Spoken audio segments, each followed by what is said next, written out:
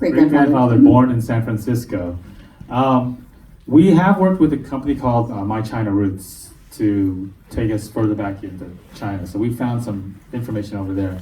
But what was more interesting to us was, we did learn more about, because we found the birth certificate, we also have the names now of his father and his mother. So your great-great-grandfather, I found a census document, 1870, I think, in San Francisco. Because in the one positive thing about the Chinese Exclusion Act, not that I would want that to happen, is they did keep all those records. And so it mentioned that in those interrogations, said his father worked in a cigar factory. So that was another piece of history. I didn't realize there was a whole cigar making industry in San Francisco, that they recruited Chinese. It wasn't just to the railroads or just to farms.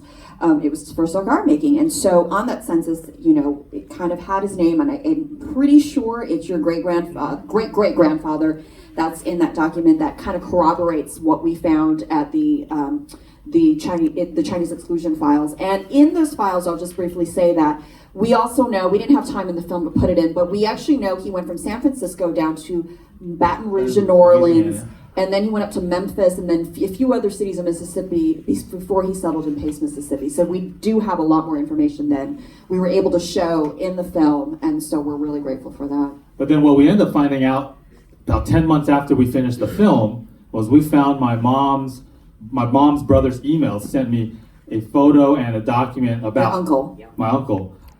Sent me a document, my mom's brother sent me a document with my great-grandfather's photo on my mom's side and a document from his lawyers from Denver, Colorado. And we're like, what?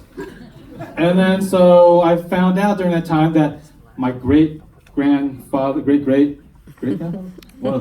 your great-grandfather was in Denver, Colorado, on your mom's side. So this was dad. The movie you saw is his dad's side of the family. So we found out on my mom's side, my great-grandfather was on the Transcontinental Railroad, helped build the Transcontinental Railroad. Ended up making his way down to Denver, Colorado, and because of the Chinese Exclusion Act, he also went back to China hoping to come back. But to have a family, and then he was stuck there. And then the Chinese Exclusion Act did work in his case. And we have to always remember that the Chinese Exclusion Act actually did its job for the most part. There was a large decline of the Chinese population when the Chinese Exclusion Act was enacted. And so it worked on that side of the family. So that's why my mom's family was not here with those long lineages. But that was a surprise too. And so we joke that one of our future movies the sequel would be Far East, Rocky Mountains. Because there's a whole history there, and there was a riot there, and the Chinese were driven out of the Chinatown, and so there's this whole history that we would love to explore down the line. Sounds like we got to look forward to part 2.